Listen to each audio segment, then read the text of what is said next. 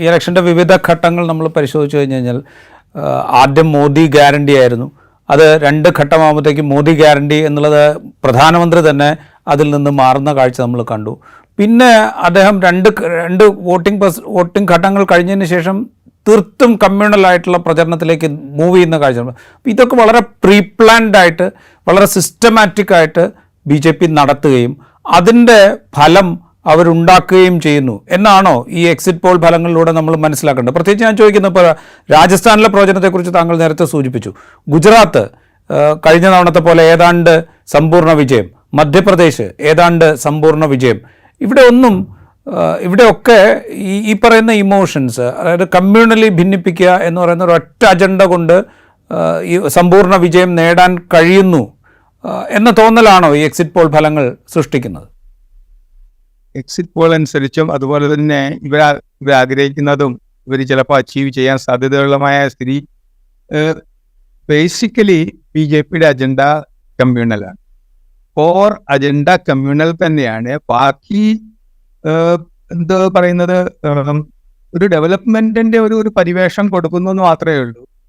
Division of law communities ആണ്. അതുപോലെ തന്നെ ഹിന്ദു മജോറിറ്റേറിയൻ സ്റ്റേറ്റിനെയാണ് ഉണ്ടാക്കാൻ ആഗ്രഹിക്കുന്നത്. എത്രമാത്രം എത്ര സ്പീഡ് ഉണ്ടാവും ആ അൾട്ടിമേറ്റ് ഗോളിന് എന്നുള്ളൊരു ഇഷ്യൂവേ ഉള്ളൂ. എന്നെങ്കിലും അതിലേക്കാണ് രാജ്യത്തെ കൺട്രിയെ നയിക്കുന്നത്.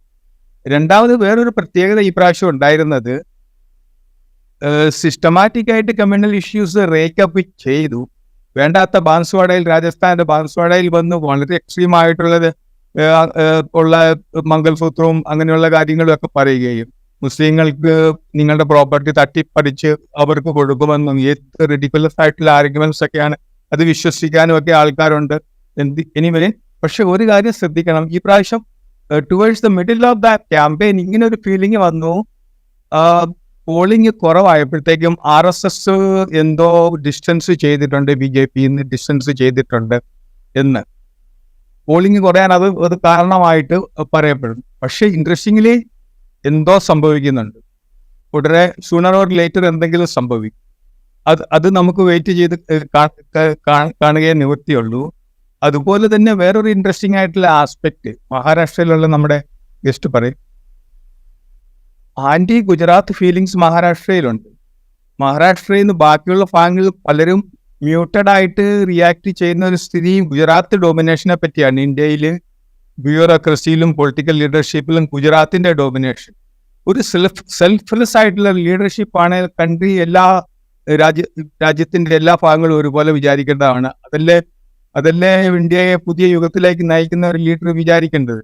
പക്ഷെ ഇദ്ദേഹത്തിന് ആദ്യത്തെ ഇൻട്രസ്റ്റ് ഗുജറാത്ത് ആണെങ്കിൽ നമ്മൾ പാർട്ടിസാനായിട്ടുള്ള പരോക്കിലായിട്ടുള്ള രീതിയിൽ നമ്മൾ അത് റിയാക്ട് ചെയ്യുകയല്ല ചെയ്യുന്നത്.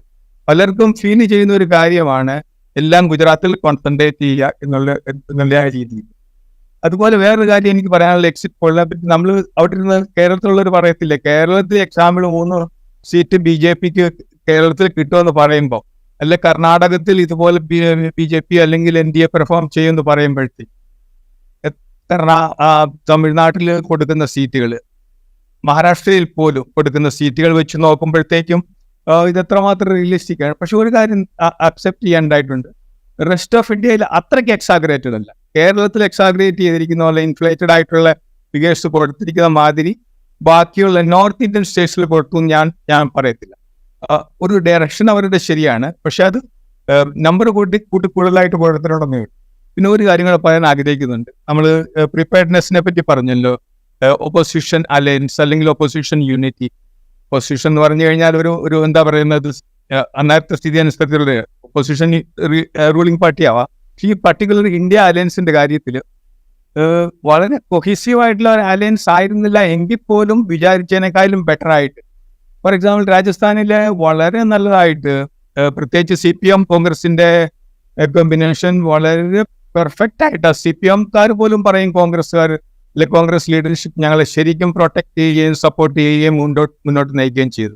അത്രയ്ക്കധികം നാഗോറിൽ പറഞ്ഞോന്ന് തോന്നുന്നില്ല. അതുപോലെ തന്നെ ബാൻസ്വാഡയിൽ ഭാരതീയ ട്രൈബൽ പാർട്ടിയായിട്ട് അത്രയ്ക്ക് നല്ലൊരു കോർഡിനേഷൻ ഇല്ലായിരുന്നു.